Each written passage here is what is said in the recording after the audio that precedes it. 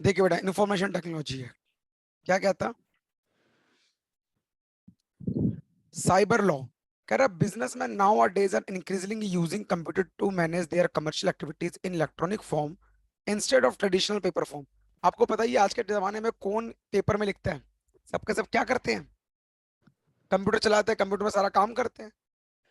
Information capture electronic form is highly economic, कह रहा बहुत ज्यादा इकोनॉमिक है, मतलब सस्ता है, आराम से स्टोर हो जाता है, कभी भी इस्तेमाल कर सकते हैं और जल्दी से जल्दी कम्युनिकेट कर सकते हैं। तो साइबर लॉ का फायदा यहाँ पर क्या आता है, कह रहा आजकल जो पीपल है नए कम्युनिकेशन सिस्टम इस्तेमाल कर रहे हैं, डिजिटल टेक्नोलॉजी इस्तेमाल कर रहे हैं, अपने बिजनेस को इलेक्ट्रॉनिकली बनाते चले जा रहे हैं। जिससे क्या हो रहा है, जो अब ये इससे फायदा क्या होता है, इससे फायदा ये हो रहा है पेपर कम इस्तेमाल हो रहा है, और इलेक्ट्रॉनिक फॉर्म की वजह से due to lack of proper legal framework, पहले क्या होता था बहुत सारे काम करने पड़ते थे, ये भरो वो भरो, लेकिन आजकल धीरे धीरे सब चीजें कम होती चली जा रही है। और जो इलेक्ट्रॉनिक कॉमर्स ने क्या करा है, electronic commerce eliminates needs for paper based transaction, सारी पेपर बेस्ड ट्रांजैक्शन को उसने खत्म कर दिया। कह रहा है इसके लिए सिर्फ दो दिक्कतें आती है, the two principal hurdles which stand in the way of facilitating electronic commerce और electronic governance are requirement of writing signature of legal recognition. कह रहा है एक तो राइटिंग की और सिग्नेचर की सबसे बड़ी दिक्कत आती है, ये दो चीजों की दिक्कत सबसे ज्यादा क्रिएट होती है किसके अंदर, डिजिटली के अंदर, क्योंकि साइन नहीं कर पाते। और आपको पता ही है आजकल डिजिटली में क्या करते हैं वो, आधार कार्ड से ओटीपी ले लेते हैं और उसी को वो क्या कर देते हैं, उधर से साइन को कॉपी करके यूज करते हैं, पता नहीं है बात।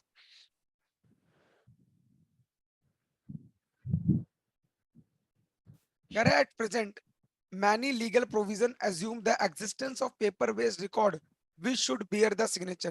कह रहा काफी सारे जो पेपर बेस्ड रिकॉर्ड होते हैं वहां पर सिग्नेचर की जरूरी होता है, तो उस केस में आपको पेपर बेस्ड करना ही पड़ेगा, वरना उसके बिना काम नहीं होगा।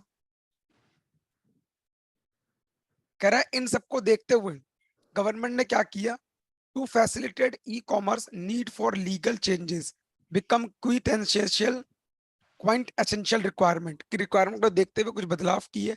गवर्नमेंट ऑफ इंडिया ने रियलाइज किया कि हमें नया लॉ इंट्रोड्यूस करना पड़ेगा हर चीज को सुटेबल बनाने के लिए, और ई कॉमर्स को फैसिलिटेट करने के लिए, उसको लीगल रिकॉग्निशन देने के लिए, इलेक्ट्रॉनिक रिकॉर्ड्स के लिए, डिजिटल सिग्नेचर के लिए।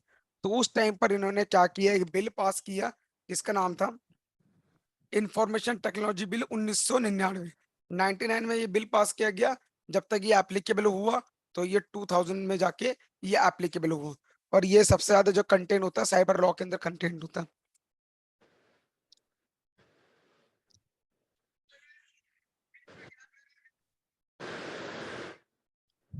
ऑब्जेक्टिव क्या है इसका, पहला, to grant legal recognition for transaction out of many electronic data interchange. कह रहा है सबसे पहले तो आईटी का ऑब्जेक्टिव ये है कि किसी भी इलेक्ट्रॉनिक डाटा को इंटरचेंज करने के लिए आपको क्या करना पड़ेगा, परमिशन लेनी पड़ेगी। पेपर बेस्ड में तो तुम चोरी छुप के डाटा दे देते थे, लेकिन यहाँ पर किसी चीज के लिए भी परमिशन लेनी पड़ेगी। दूसरा, यहाँ पर लीगल रिकॉग्निशन डिजिटल सिग्नेचर की जरूरत पड़ी, इलेक्ट्रॉनिक फाइलिंग करनी पड़ेगी हर एक डॉक्यूमेंट के लिए गवर्नमेंट डिपार्टमेंट्स में, इलेक्ट्रॉनिक स्टोरेज कर सकते हैं हम, इलेक्ट्रॉनिक फंड को ट्रांसफर कर सकते हैं जो आजकल करते भी है सारे के सारे, बुक्स को मेंटेन कर सकते हैं हम इलेक्ट्रॉनिक फॉर्म में, और Indian penal code, Indian evidence act, bankers book evidence act, ये सारे ने क्या किया है आईटी एक्ट को भी यूज करना शुरू कर दिया, मतलब कि जो भी टेक्नोलॉजी के रिलेटेड सारी बातें थी इन लोगों ने अपने उसमें अमेंड कर लिया है।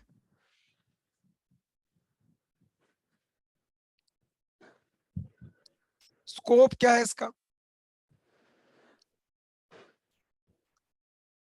कह रहा पहला इसको देखो क्या कह रहा है, information technology extend whole of India, कह रहा पूरे इंडिया में एप्लीकेबल है। इट अप्लाइज एनी ऑफेंस, कह रहा कोई दिक्कत आती है, ऑफेंस होता है, कॉन्ट्रवेंशन होता है, सब जगह, आउटसाइड इंडिया में तब भी चल जाएगा। लेकिन ये एक्ट अप्लाई नहीं होता किन कैटेगरी के अंदर, इन 6 कैटेगरी में ये एक्ट अप्लाई नहीं होता।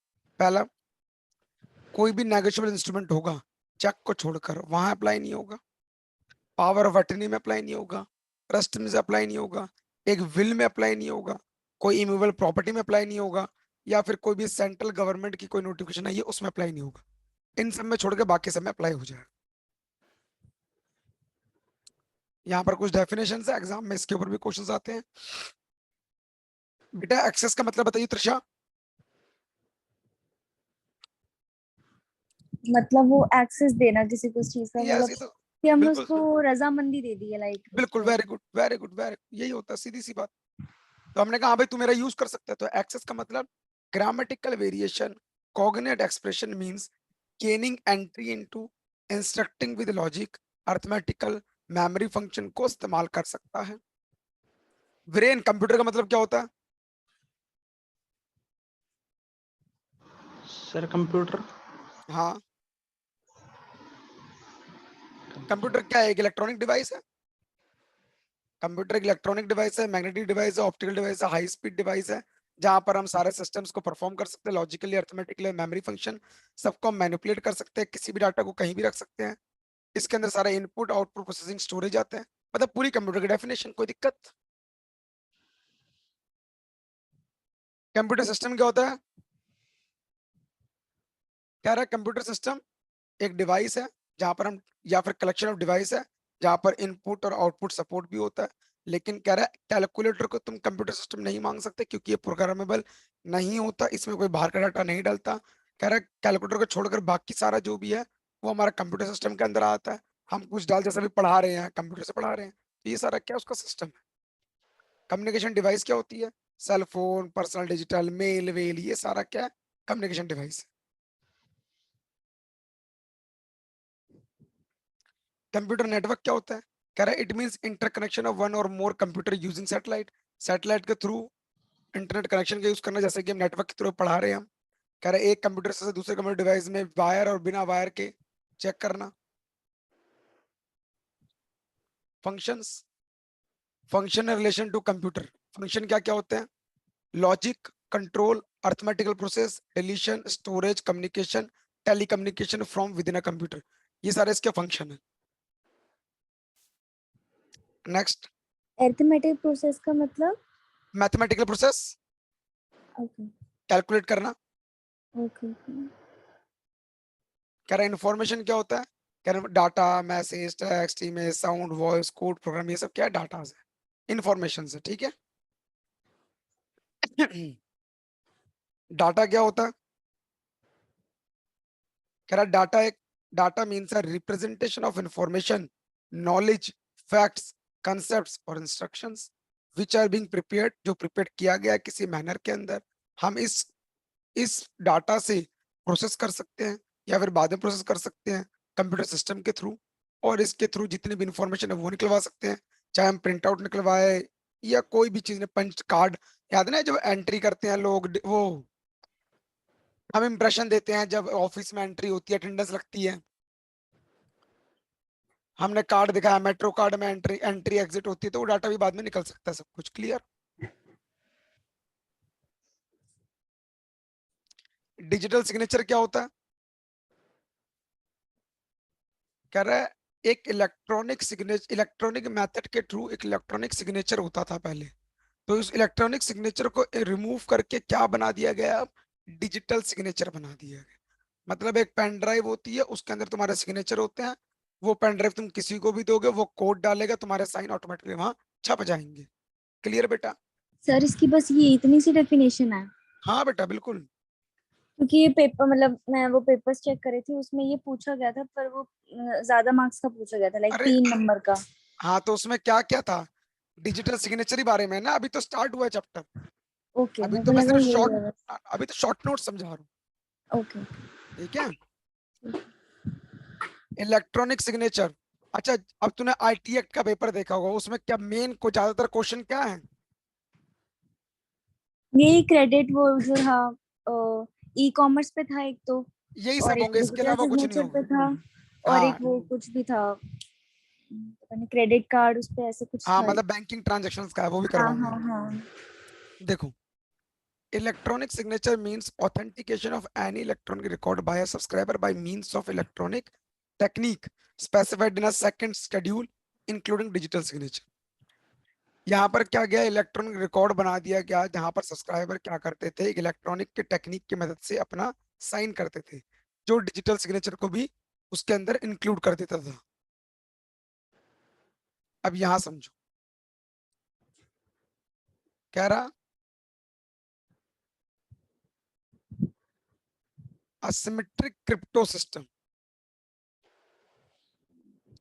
It mean system consisting of secure की पेयर, प्राइवेट की पब्लिक की। सिक्योर की पेयर का मतलब क्या, प्राइवेट की पब्लिक की। देखो इसने बोला मैं तुम्हें $500 दूंगा और साइन करके एनक्रिप्ट कर दिया, तो ये एलिस ने क्या लगाया, प्राइवेट की लगाई। मतलब जो बंदा क्रिएट करता है वो क्या लगाता है, प्राइवेट की। इस प्राइवेट की में कोड था, वो बॉब के पास गया, बॉब ने क्या किया, इसको डिक्रिप्ट किया। मतलब एलिस ने एक पब्लिक की दे दी, किसको, इसको, बॉब को। बॉब ने वो डाला, उसको पता लग गया कि भैया मुझे $500 देगा। मतलब मैसेज पहुंचाने के लिए एक पब्लिक की और प्राइवेट की का इस्तेमाल करना, मेरे अलावा कोई ना पढ़ सके। क्लियर। इस पूरे सिस्टम को क्या बोलते हैं, असिमेट्रिक क्रिप्टो सिस्टम। एनक्रिप्ट करना, डिक्रिप्ट करना थ्रू पब्लिक की एंड प्राइवेट की। ये देखो, की पेयर का मतलब प्राइवेट की और पब्लिक की के रिलेशन को की पेयर बोलते हैं। प्राइवेट की मतलब कह रहा वो की जहां पर डिजिटल सिग्नेचर क्रिएट करते हैं, पब्लिक की जहां पर वेरीफाई करते हैं। समझ आ गई बेटा मेरी बात। Yes sir. कह रहा सिक्योर सिस्टम क्या होता है, कह रहा secure system means computer hardware software and procedure which are reasonable secure for unauthorised access. कह रहा कोई इसका गलत फायदा नहीं उठा सकता। सिक्योर सिस्टम का मतलब कोई इसका गलत फायदा नहीं उठा सकता। रीजनेबल लेवल तक हमें ये करेक्ट ऑपरेशन देता है, कभी गलती नहीं होती इसके अंदर। Reasonable suited for performing the intended function, हमारे जितने फंक्शन होते हैं उसमें प्रॉपरली वर्क करता है, और हमें सिक्योरिटी प्रोसीजर्स बताता रहता है और हमें सेव करता रहता है। ये क्या सिक्योर सिस्टम। अगला क्या है, साइबर सिक्योरिटी। कह रहा cyber security means protecting information from information from unauthorized access, equipment from use, device from disclosure, computer from disruption, uh, computer resources from modification, and communication device and information from restriction। मतलब इन सब चीजों को, इन सब से बचाता है cyber security. Clear.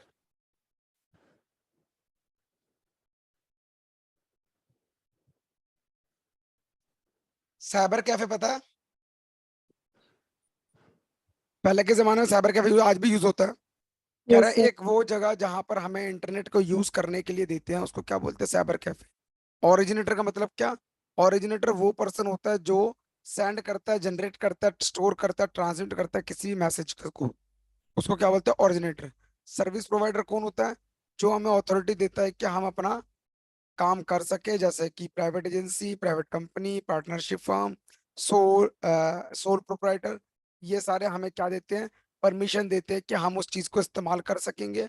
उसको बोलते हैं सर्विस प्रोवाइडर। जैसे कि हम जिसका नेट इस्तेमाल करते हैं, they are service provider. Clear. Intermediary का मतलब जो बीच के लोग हैं, जैसे कि telecom service provider, network, internet, web hosting, online payment, ये सब, these all are service provider. Clear. ले बेटा आ गया 3 मार्क्स में तेरा। हाँ सर। ठीक है ना। डिजिटल सिग्नेचर क्या होता है, हमने कहा डिजिटल सिग्नेचर एक हैंड रिटन सिग्नेचर है। It should be difficult for the sender to forge. कह रहा है ये डिफिकल्ट होता है सेंडर के लिए कि कोई फॉर्ज करे, या फिर difficult for receiver to repudiate, या जो जिसको रिसीव हुआ है वो चेंज करे, चेंज करे। तो generation of digital signature use of technology, उसको की पेयर बोलते हैं। जब डिजिटल सिग्नेचर बनता है उसको की पेयर बोलते हैं, पब्लिक की और प्राइवेट की के थ्रू।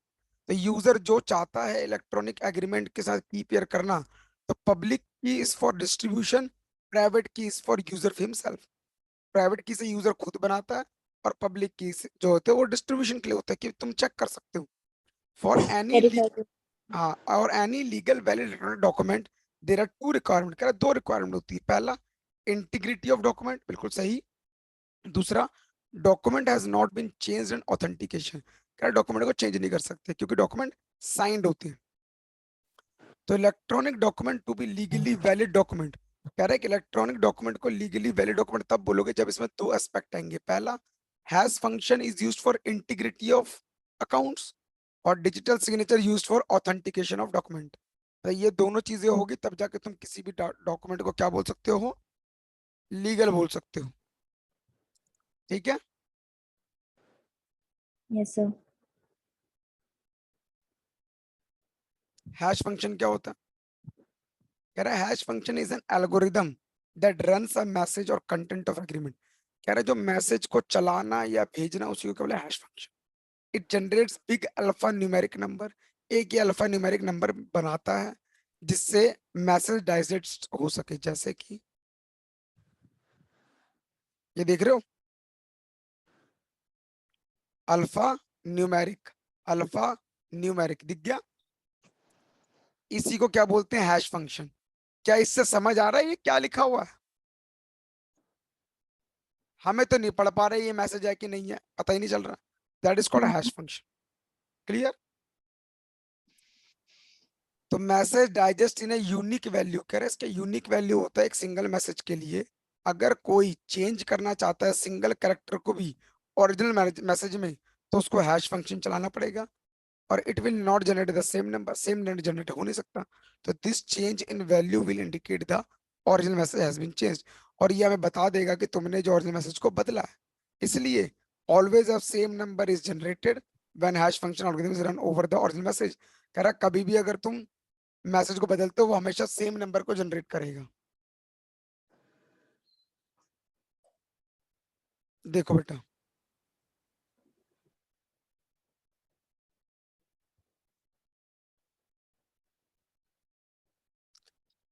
डाटा लिखा हुआ है, हैश फंक्शन से ये बन गया। हैश फंक्शन ने क्या किया, उसको एनक्रिप्ट किया प्राइवेट की के थ्रू, ये बन गया। ये क्या सिग्नेचर है, सिग्नेचर अटैच करा डाटा के साथ, दोनों को जोड़ा तो ये सिग्नेचर यहाँ पर आ जाएगा इसके अंदर। समझ आई मेरी बात? Yes sir. अब वेरीफाई देखो कैसे किया। कह रहा है ये जो डाटा था यहाँ पर आ गया, उसने चेक किया डाटा ये है, सिग्नेचर ये है, डाटा को हैश फंक्शन लगाया तो उसको मैसेज मिल गया, और सिग्नेचर को डिक्रिप्ट किया तो उसको उसका सिग्नेचर मिल गया। तो if the hashes are equal, signature is valid. कह रहा है अगर दोनों के हैश इक्वल होंगे तो सिग्नेचर वैलिड होगा। अगर कोई बंदा यहाँ चेंज छेड़खानी करता है तो वो मैच नहीं करेंगे और वो कैंसिल हो जाएगा। क्लियर? और वो छेड़खानी भी कैसे कर पाएगा लाइक? तो मान लो मॉडिफिकेशन कर दिया उसने कोई हैश फंक्शन लगा के, लेकिन अभी हमने क्या पढ़ा, हैश फंक्शन हमेशा ओरिजिनल नंबर ही क्रिएट करता है। हम्म। उसको ये तो पता ही नहीं होगा ना क्या नंबर है, उसने हम्म। छेड़खानी करके चेंज कर दिया। तो लेकिन चेंज करने के बाद क्या होगा, नंबर बदलेगा तो जब साइन और इसका नंबर अलग अलग हो जाएगा। तो जब अलग हो जाएगा, इक्वल नहीं करेगा तो वो कैंसिल ही हो जाएगा, वो बोलेगा भाई तूने छेड़खानी करी है। हम्म। ठीक है।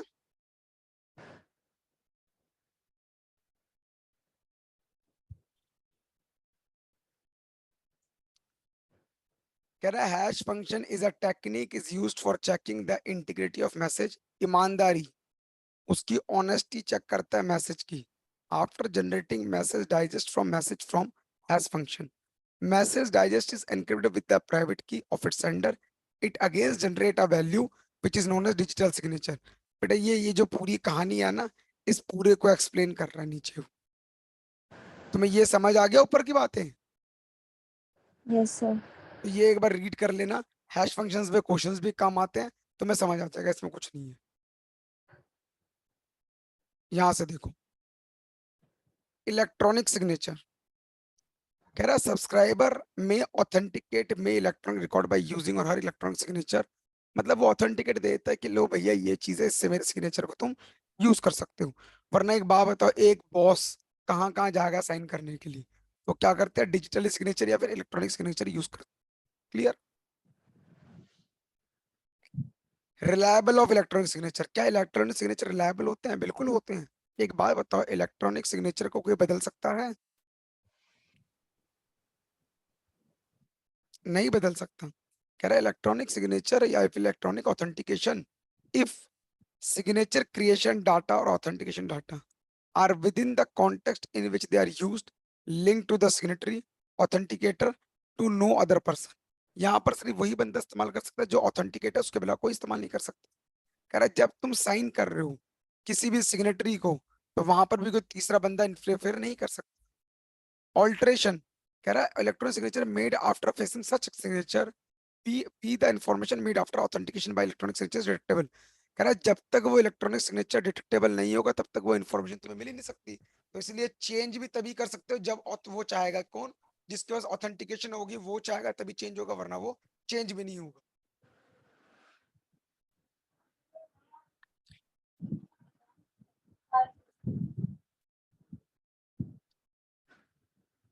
Next, secure electronic signature. कह रहा है एक इलेक्ट्रॉनिक सिग्नेचर को हम क्या मानते हैं, सिक्योर मानते हैं। अगर वो क्रिएट कैसे हुआ, जब तुमने सिग्नेचर अफिक्स किया और उसका जो कंट्रोल है सिग्नेटरी के पास है, किसी और पर्सन के पास नहीं है, या फिर तुमने स्टोर किया एक एक्सक्लूसिव मैनर में स्टोर किया, फिक्स किया जो तुमने बोला गया, तो भी वो सिक्योर माना जाएगा। नेक्स्ट, इलेक्ट्रॉनिक गवर्नेंस क्या होता है?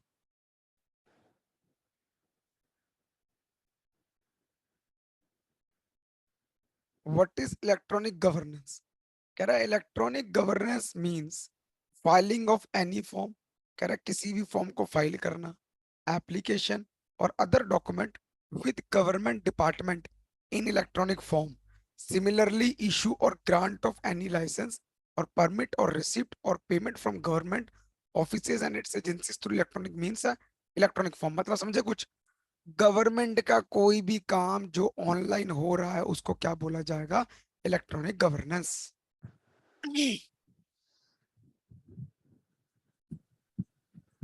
उसको क्या बोला जाएगा, इलेक्ट्रॉनिक गवर्नेंस।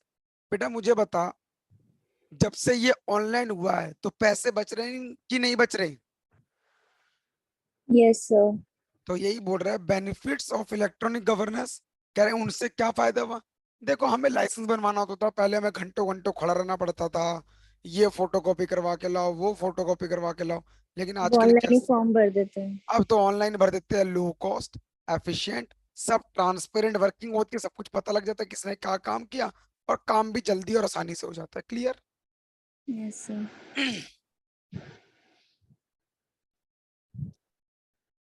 देखो कुछ यहाँ पर आईटी सेक्टर के डिजिटल सिग्नेचर चलते हैं, जैसे कि आईटीआर फाइल करते टाइम, पेटेंट फाइल करते टाइम यहाँ पर लाइसेंस की जरूरत पड़ती है, तो यहाँ पर ये लोग डिजिटल सिग्नेचर लेते हैं हमारे। कैसे लेते हैं? अभी तो वो आधार कार्ड के थ्रू ले लेते हैं। ठीक है।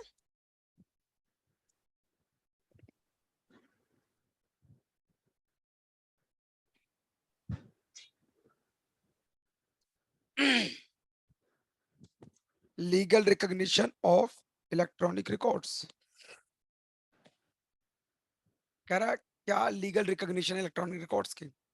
कह रहा है वेयर एनी एक्ट, कह रहा है कहीं भी कोई भी एक्ट इन्फॉर्मेशन के लिए रिक्वायरमेंट है जहाँ पर राइटिंग की जरूरत पड़ेगी, तो वो इन्फॉर्मेशन या फिर वो भी जो फॉर्म जो स्टोर किया या सेव किया इलेक्ट्रॉनिक फॉर्म में, तो सेटिस्फाई करना जरूरी है। कब? जब ये दो चीजें होगी, पहला available in electronic records, electronic records के थ्रू बनाया गया हो, या फिर उसका एक्सेस जो है वो यूजेबल हो, तब जाके वो लीगल रिकॉग्निशन हो पाएगा, वरना वो लीगल रिकॉग्नाइज नहीं हो पाएगा। कह रहा है इलेक्ट्रॉनिक रिकॉर्ड्स को कब तुम रिटेन कर सकते हो, वापस ले सकते हो। कह रहा है information content electronic form remain accessible.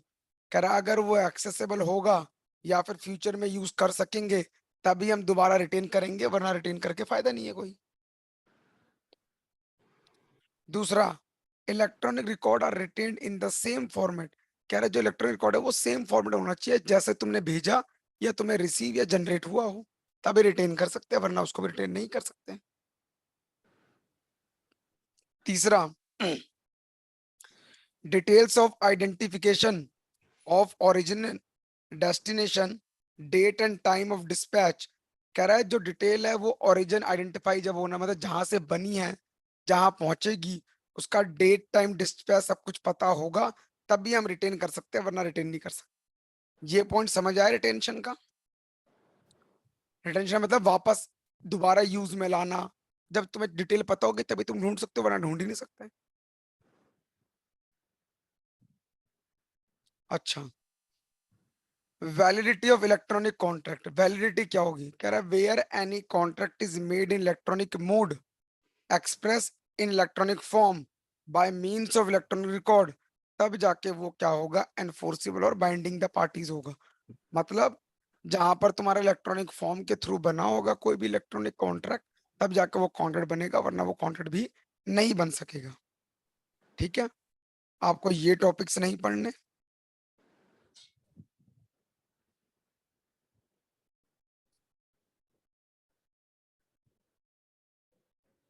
ये आपके एग्जाम के लिए नहीं है। थोड़ा टॉपिक लिख लेना जो जो नहीं पढ़ने हैं तुम्हें। चलो मैं यही वाला पेज भेज दूंगा, ठीक है ना? जो नहीं अगर है वो मत भेजना। ना ना ये पूरी पीडीएफ भेज दूंगा तो ये कट जाएगा पूरा। देखो एक और क्वेश्चन एग्जाम में आता है, डिजिटल सिग्नेचर सर्टिफिकेशन कैसे होता है? कह रहा certifying authority will issue a digital signature certificate. कह रहा जो सर्टिफाइंग अथॉरिटी है वो डिजिटल सिग्नेचर सर्टिफिकेट देती है। किसको? सब्सक्राइबर को। फीस कितनी होती है? 25,000 तक, उससे ज्यादा नहीं। जब वो सेटिस्फाई करती है अपने आप को, तभी जाके उनको प्राइवेट की दिया जाता है और पब्लिक की दिया जाता है। और डिजिटल सिग्नेचर के सर्टिफिकेट में प्राइवेट की किस लिए होती है? क्रिएट करने के लिए, और पब्लिक की तुम्हें पता है किस लिए होती है? डिस्ट्रीब्यूट करने के लिए। क्लियर? प्रोसीजर क्या है डिजिटल सिग्नेचर पाने का? कह रहा है एक सेंडर है, पब्लिक की भेजता है उसके लिए सर्टिफिकेशन अथॉरिटी के द्वारा, साथ में इंफॉर्मेशन भी दे देता है कि तुम कैसे आइडेंटिफाई करोगे और रेलिवेंट इंफॉर्मेशन दोगे। Application should be accompanied by certificate of practice statement. कह रहा साथ के साथ वो एप्लीकेशन भी देता है। फिर क्या होता है? सर्टिफिकेशन अथॉरिटी यूज करती है तुम्हारी इंफॉर्मेशन को, वेरीफाई करती है सेंडर को, और पब्लिक की जनरेट करती है। अगर सब कुछ सही रहा तो सर्टिफिकेशन अथॉरिटी क्या करती है?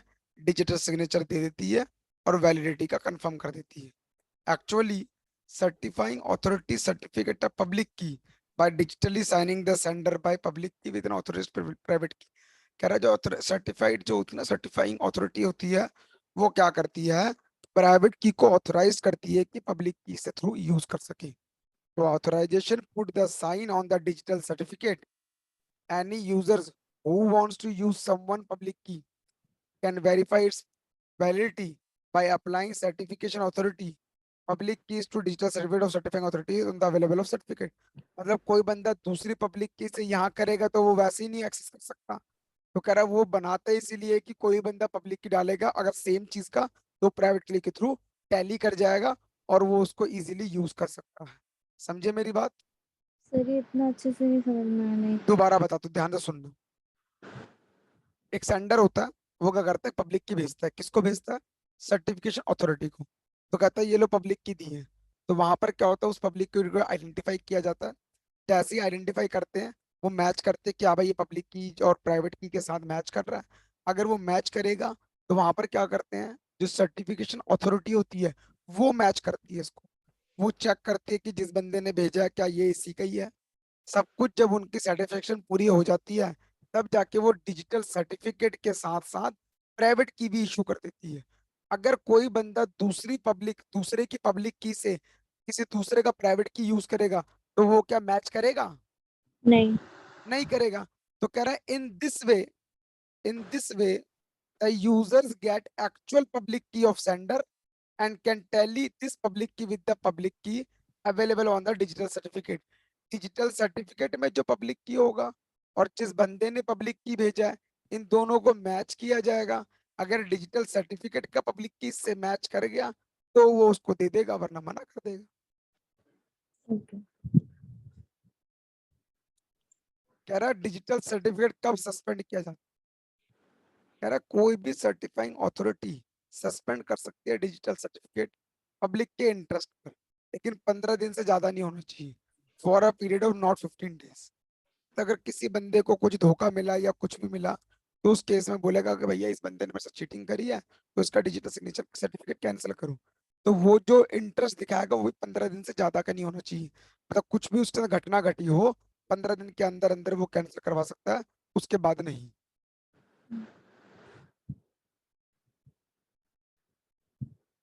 Revocation of digital signature certificate. कह रहा कब कब इसको रोक दिया जा सकता, कब कब इसको रोका जा सकता।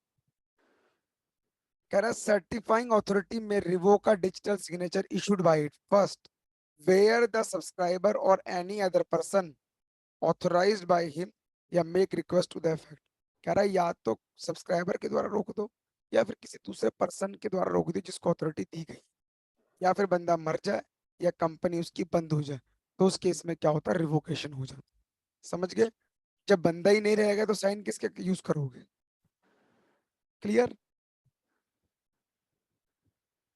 समझ आया बेटा? Yes sir. अगला है साइबर अपीलेट ट्रिब्यूनल। केस कहाँ कर सकते हैं साइबर के लिए? कह रहा है civil court have been barred from entering into any suit for IT. कह रहा है वैसे सिविल कोर्ट को तो मना ही कर रखा है, लेकिन सिविल कोर्ट जैसा एक और बना हुआ है जिसको बोला जाता है appellate tribunal. Cyber appellate tribunal shall be appellate body where appeal against order passed by the adjudicating officer shall be preferred। मतलब साइबर अपीलेट ट्रिब्यूनल बना गया है, इसके थ्रू ही जाकर आप कहाँ केस लड़ सकते हो? सिविल कोर्ट में। Clear? Tribunal shall not be bound by the principle of code of civil procedure। कह रहा है ट्रिब्यूनल कोई बाउंड नहीं होता कि सिविल प्रोसीजर के थ्रू काम करे, बट लेकिन वो नेचुरली वही जस्टिस फॉलो करता है जैसा सिविल कोड फॉलो करता है। मतलब सिविल कोड में जो जो रूल लगते हैं वो रूल यहाँ पर भी लगेंगे। क्लियर?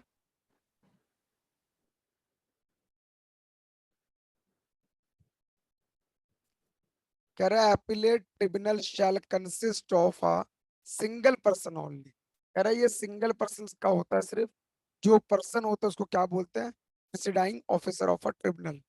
उसको सेंट्रल गवर्नमेंट अपॉइंट करती है, और जो प्रेसिडाइंग ऑफिसर होता है a person qualified high court का जज होना चाहिए और इंडियन लीगल सर्विस का ग्रेड 1 का ऑफिसर होना चाहिए, और पिछले कम से कम उसने 3 साल काम किए होने चाहिए, और साथ में उसने 5 साल तक ऑफिस को होल्ड किया होना चाहिए, प्लस 65 साल की मैक्सिमम एज, दोनों में से जो ज्यादा होगी उसको हम क्या बना देंगे? एपेलेट ट्रिब्यूनल का वो पर्सन बना देंगे जो इसको इसको हैंडल करेगा। कह रहा है कोई भी ऑर्डर आता है साइबर एपेलेट ट्रिब्यूनल के थ्रू, उसको हाई कोर्ट के अंदर 60 दिन के अंदर अंदर तुम्हें क्या करना पड़ेगा? पेश करना पड़ेगा। समझ आया बेटा एपेलेट ट्रिब्यूनल क्या होता है? Yes sir. एडजुकेटिंग ऑफिसर, देखो एडजुकेटिंग ऑफिसर क्या है? कह रहा है affected party report for offences to cyber appellate tribunal. कह रहा है जिसने इसके खिलाफ कोई काम किया, तो वहां पर एक बंदा बैठा होता है जो सबको देखता है, उसको प्रेसिडिंग ऑफिसर कहते हैं, जो हमने ऊपर देखा। उसको सेंट्रल गवर्नमेंट अपॉइंट करती है और हाई कोर्ट के जज के बराबर होता है वो जो अपील होती है एडजुकेटिंग ऑफिसर के अगेंस्ट, उसको तुम्हें 45 दिन के अंदर अंदर एपेलेट ट्रिब्यूनल के सामने पेश करना होता है। और वो जो एजुकेशन ऑफिसर होता है वो ऑर्डर पास कर सकता है किसी भी ऑफेंस के लिए। मतलब ऐसा समझ लो जज और वकील। ठीक है?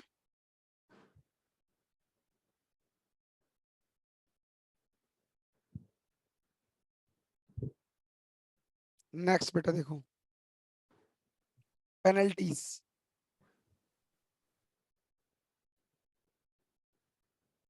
कह रहा कोई भी एजुकेटिंग ऑफिसर जिसके पास पावर है तुम्हारी इंक्वायरी को होल्ड करने की, कंप्यूटर के क्राइम को होल्ड करने की और कंपनसेशन देने की, तो पेनल्टी लगा सकता है वो एजुकेटेड ऑफिसर किसी भी नुकसान के होने की वजह से। पहला, अगर तुमने बिना परमिशन के कोई भी डाटा को कॉपी किया कहीं से भी, तुमने अनऑथराइज्ड एक्सेस को डाउनलोड किया, वायरस बनाया, कंप्यूटर को डैमेज किया, उसके नेटवर्क को डैमेज किया, कंप्यूटर को डिस्टर्ब किया, ऑथराइजेशन को डिनाइड कर दिया, या ऑथराइज जो अनऑथराइज्ड एक्सेस था कंप्यूटर में उसको एक्सेस में ले आए, या फिर कोई भी तुमने किसी का भी अकाउंट हैक किया हो, मैनिपुलेट किया हो, टेम्पर किया हो, इन सब में ये होती है पेनल्टीज तुम्हारी। मतलब ये ऑफेंसेस हैं, और इन ऑफेंसेस पे क्या लगती है? पेनल्टी लगती है। क्लियर?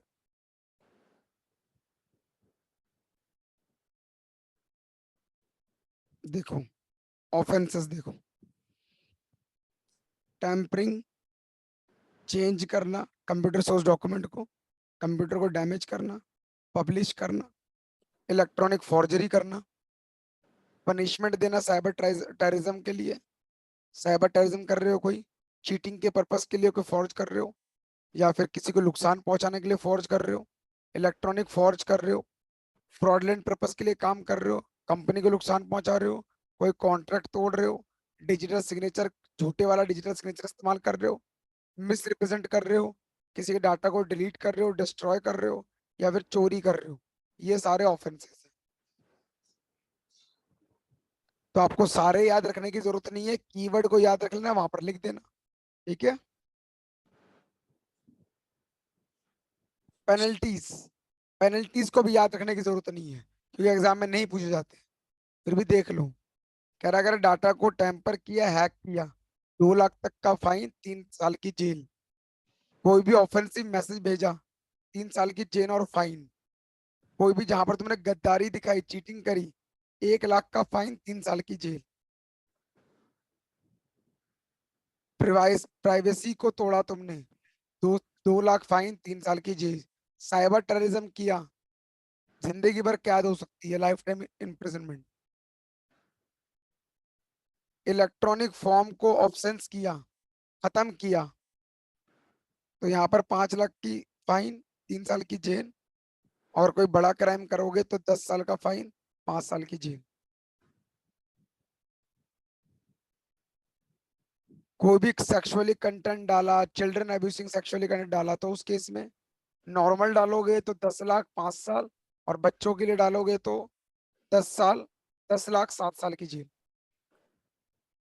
कोई ऐसी एक्टिविटी डाली जो एक्टिविटी यहाँ पर लीगल नहीं है, तो उस एक्टिविटी में 2 साल की जेल, 1 साल का 1 लाख का फाइन। तुमने किसी डाटा को मॉनिटर कर रहे हो या डिक्रिप्ट कर रहे हो, पब्लिक एक्सेस कर रहे हो, 7 साल की जेल, साथ में फाइन भी लगेगा। प्रोटेक्टेड सिस्टम को अनऑथराइज्ड एक्सेस दे रहे हो, 10 साल की जेल के साथ फाइन लगेगा। कोई कॉन्ट्रैक्ट तोड़ रहे हो, फॉल्स यूजर सर्टिफिकेट यूज कर रहे हो, 1 साल 1 लाख का फाइन, 2 साल की जेल, या फिर दोनों भी हो सकते। समझ आया बेटा? सर ये पक्का नहीं आएगा ना? नहीं आएगा बेटा ये, वरना इतना सारा याद नहीं कर पाएंगे हम। हाँ। बेटा कहना होल्ड करना।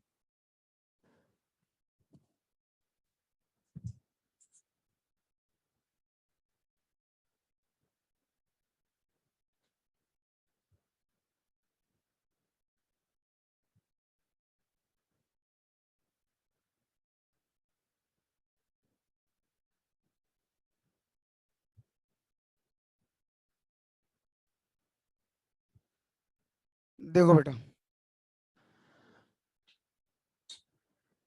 अच्छा इसके अंदर और आपका ये भी नहीं है। अच्छा एक सेकंड होल्ड करो, मैं एक और चीज आपको करवानी है, बैंकिंग वाला क्वेश्चन शायद इसमें मैंने डाला।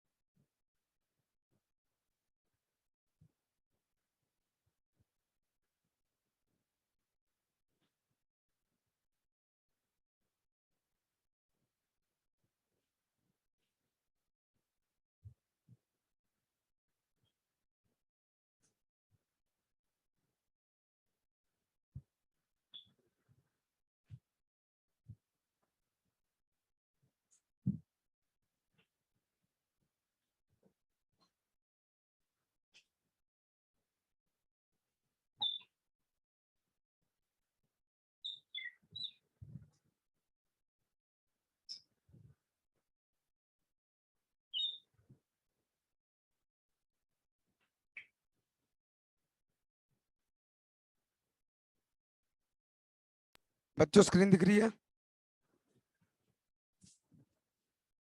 Yes sir. तो बेटा इसमें हमने ये सारा पढ़ लिया है, जो रह गया वो बता देता हूँ एक बारी। ये सारा मैंने बता दिया तुम्हें। पब्लिक की सिक्योर सिस्टम, डिजिटल सिग्नेचर। देखो बेटा ये ना तुम्हारी डीयू की बुक है। डिजिटल सिग्नेचर थोड़ा सा और एक्सप्लेन करके लिखना तो यहाँ से भी देख सकते हो तुम। ये देखो हमने भी पढ़ा ना, पहले मैसेज आता है, प्राइवेट की बनती है, सिग्नेचर बनता है, पब्लिक की बनती है, फिर मैसेज पढ़ लेता हूँ। की पेयर क्या होते हैं, ये सारा हम पढ़ चुके हैं।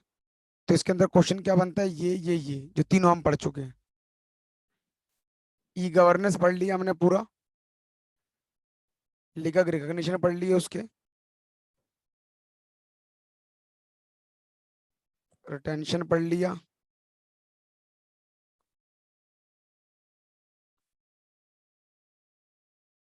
इलेक्ट्रॉनिक गवर्नेंस गेस्टी रिकॉर्ड लॉ, ठीक है। देखो इसमें क्वेश्चन क्या बनता है, इलेक्ट्रॉनिक गवर्नेंस क्या होता है, इलेक्ट्रॉनिक रिकॉर्ड क्या होता है, इलेक्ट्रॉनिक गेस्टे क्या होता है, यूज क्या होता है इलेक्ट्रॉनिक रिकॉर्ड के, डिजिटल सिग्नेचरीज के। एक मिनट।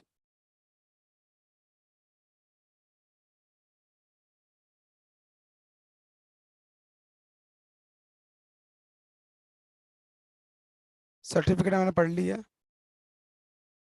हम्म, एक मिनट। एट्रीब्यूशन,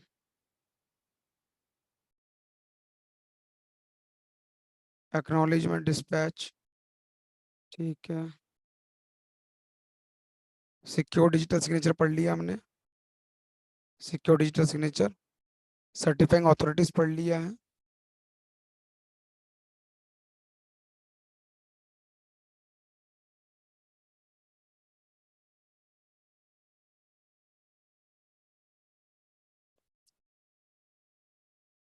अभी ड्यूटी पढ़ाता हूँ, ड्यूटीज रह गई अभी हमारी। मैं सिर्फ एक टॉपिक देख रहा हूँ।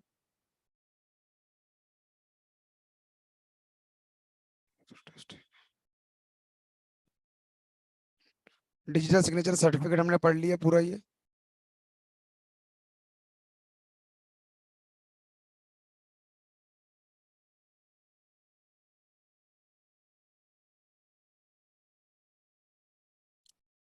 देखो टाइप्स ऑफ डिजिटल सिग्नेचर पूछ रहे हैं यहाँ पर, explain various types of digital signature. ये नहीं पढ़ा तो मैंने सही निकाला है ये। देखो बेटा, कह रहा है आपके पास ये टाइप से, पहला है signing certificate, server certificate, encryption certificate. Signing service certificate क्या होता है, individual certificate serves to identify a person. It follows that the contents of this type of certificate include full name, personal name और individual. मतलब किसी भी individual बंदे की सारी डिटेल लिखी है उसमें, उसका नाम, पर्सनल डिटेल्स, सारा कुछ गिवन है, उसको क्या बोलते हैं, साइनिंग सर्टिफिकेट। सर्वर सर्टिफिकेट जो सर्वर से कनेक्ट होता है और आइडेंटिफाई करता है तुम्हारे कंप्यूटर को, उसको कहते हैं सर्वर सर्टिफिकेट, जैसे कि कोई वेबसाइट आईपी एड्रेस। और दूसरा है एनक्रिप्शन सर्टिफिकेट, जो पब्लिक की से एनक्रिप्ट होता है,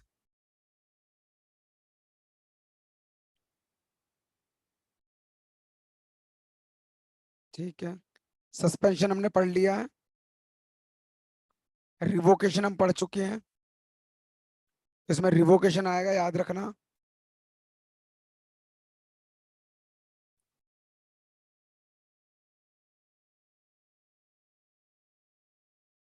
आईटी को डिफाइन करो, जनरेट प्रिपेयर करो, ये कर लिया हमने।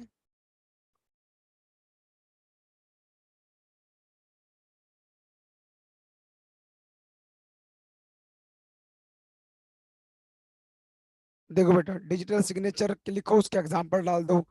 सब्सक्राइबर की ड्यूटीज लिख दो, ड्यूटीज नहीं पढ़ा रहा हूँ मैं। डिजिटल सिग्नेचर सर्टिफिकेट क्या होता है पढ़ लिया। कंट्रोल ऑफ प्राइवेट की होता है, हमने ये पढ़ा, प्राइवेट की क्या करता है। देखो बेटा पेनल्टीज और एजुकेशन मैंने भी बताया ना, जो इसके अंदर देखो क्वेश्चन क्या बनते हैं वो देख लो बस। क्वेश्चन में ये आ सकता है कौन कौन सी ऑफेंसेज हैं।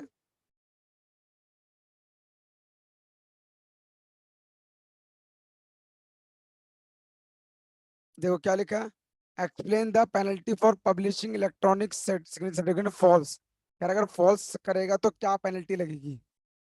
उस पेनल्टी को एक्सप्लेन कर रहा हूँ, या पब्लिकेशन ऑफ फ्रॉडलेंट पर्पस। देख रही है बेटा? Yes sir. कहीं ना कहीं पूरा तो नहीं, लेकिन थोड़ा बहुत आने के चांसेस होते हैं। देख यहाँ पर पूरा लिखा सर हुआ आप है क्वेश्चन एक। भी भेज दोगे? हाँ बेटा। क्वेश्चन भी भेज दोगे साथ में हाँ हाँ। पीडीएफ? हाँ हाँ। ये बेटा तुम ये वाला तुम्हारे पास बुक पड़ी है? नहीं। बेटा ये एसओएल की साइट में जाकर डाउनलोड कर लेना। अच्छा। SOL.UTC.in जाओगे, वहां पर अंडर ग्रेजुएट का है ना, सेमेस्टर 2 का, तुम वहां से डाउनलोड कर लेना, ठीक है? ओके। तो इन क्वेश्चंस को भी कर लोगे, तुम्हारा बहुत है, इसके अलावा कुछ नहीं करने की जरूरत है इसके अंदर।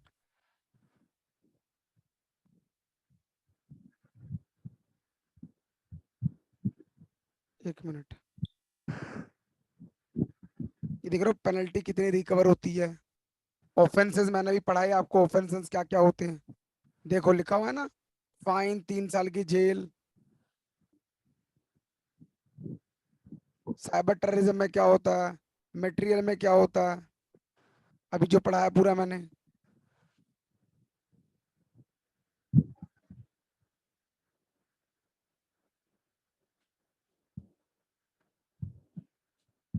लेकिन सब जगह क्वेश्चन वही है।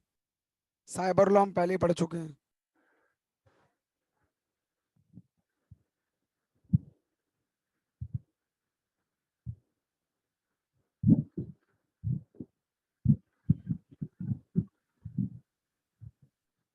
यही है बेटा जो हमने किया, इसके अलावा कुछ नहीं है।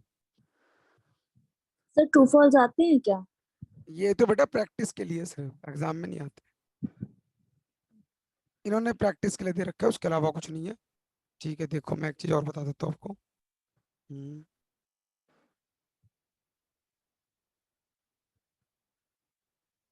1 मिनट, IT है।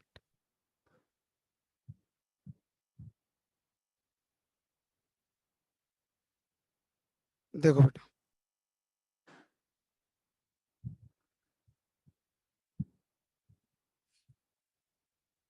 तो ये ऑफेंसेस मैंने पढ़ लिए। यहाँ से आ जाओ सीधा ड्यूटीज। देख बेटा, कह रहा सर्टिफाइंग अथॉरिटी को कंट्रोल जो करता है उनकी ड्यूटीज क्या है। पहला, एक्सरसाइज सुपरविजन। कह रहा है जो भी सर्टिफाइंग अथॉरिटी के ऊपर सुपरविजन करते हैं उनके ऊपर एक्सरसाइज करना तुम्हारी duty. Certifying authority certifying public keys, ये उनकी ड्यूटीज होती है, इनको परफॉर्म करना। Laying down standards to the maintain by certifying authorities. Specifying qualification experience which employees, उसको चेक करना किसकी कितनी क्वालिफिकेशन है। कंडीशन को चेक करना। रिटर्न और विजुअल मटेरियल को देखना कि वो डिजिटल सर्टिफिकेट और पब्लिक की जो इस्तेमाल कर रहे हो बिल्कुल सही है कि नहीं है। फॉर्म और कंटेंट को चेक करना, फॉर्म और मैनर को चेक करना कि वो अकाउंट जो बनाया बिल्कुल सही है कि नहीं है। कंडीशंस चेक करना। स्टैब्लिशमेंट, जो भी फैसिलिटी दी जा रही है उसको चेक करना कि स्टैब्लिश है कि नहीं है। Laying down duties of certifying authorities, maintaining database containing the records, ये सारे रिजॉल्विंग एनी कंफ्लिक्ट, कंफ्लिक्ट को रिजॉल्व करना। अब ड्यूटीज अगर पूछे जाएगा तो बेटा ये पूरा का पूरा तुम्हें एज इट इज लिखना पड़ेगा, तो इसके लिए तुम्हें इस क्वेश्चन को याद करना पड़ेगा। समझ रहे हो? Okay sir.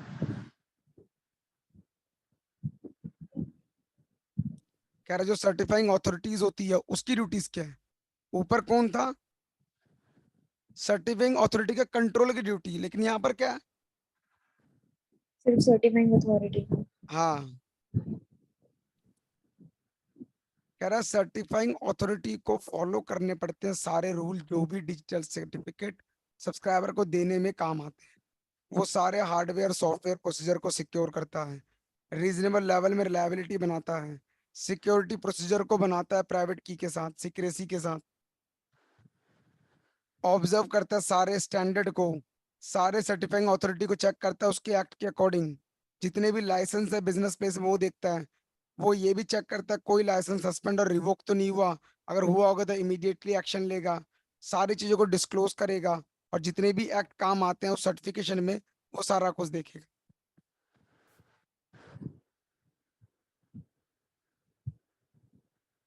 अगला है duties of a subscriber. Subscriber की ड्यूटी क्या होगी। जनरेट की पेयर, पब्लिक की प्राइवेट की। Publish digital signature certificate publish करना। एक्सेप्ट करना डिजिटल सिग्नेचर सर्टिफिकेट को। कंट्रोल करना प्राइवेट की को, ये किसके तुम्हारे ड्यूटीज है? सब्सक्राइबर के। ये भी क्वेश्चन में आ जाता है कई बार।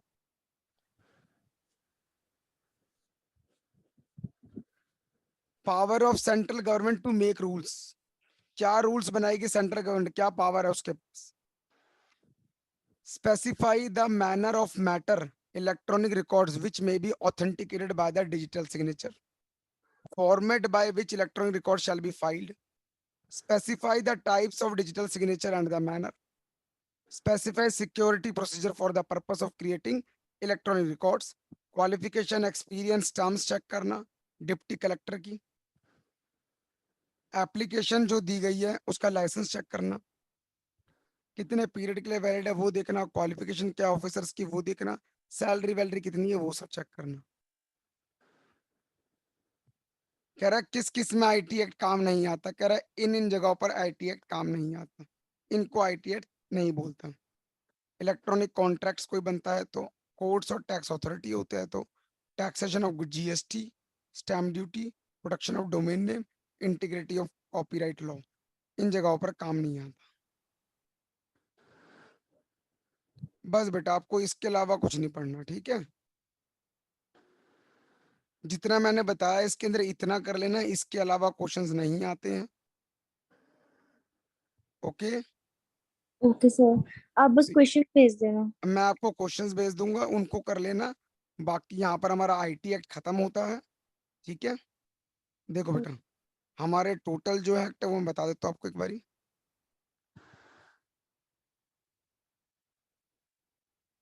देखो ये है हमारा पूरा, जिसमें हम ये पूरा कर चुके हैं, यूनिट सर 1 वो स्क्रीन कंप्लीट। नहीं शो हो रही थी, एक स्क्रीन नहीं शो सेकेंड, हो रही। अब हो रही है। नहीं, हाँ अभी। हम यूनिट 1 पूरा कर चुके हैं, यूनिट 3 पूरा कर चुके हैं, यूनिट 5 पूरा कर चुके हैं, ठीक है? सर जो क्वासी कॉन्ट्रैक्ट है, आपने क्या वो लेक्चर 3 में पढ़ाया है क्या? क्वासी कॉन्ट्रैक्ट लेक्चर 3 में तो नहीं पढ़ाया बेटा, बाद में पढ़ाया। ओके जहां पर मैंने मुझे। वो समझाया था तेरे को याद है कि अगर तेरे को रास्ते में किसी का पर्स मिला, हाँ हाँ वो बस, हाँ वही टॉपिक था, बट वो इसमें ना सोल में अलग से एकदम वो टॉपिक है उसका। कोई बात नहीं, मैं बता दूंगा जब मैं ये वाला टॉपिक करवाऊंगा ना उसमें बता दूंगा तेरे को, एक क्वेश्चन लिख के भेज दूंगा, उनको कर लेना, ठीक है? ओके। तो अब मैं कल कल कल क्या आ रहा है कल, एक मिनट रुक जाओ।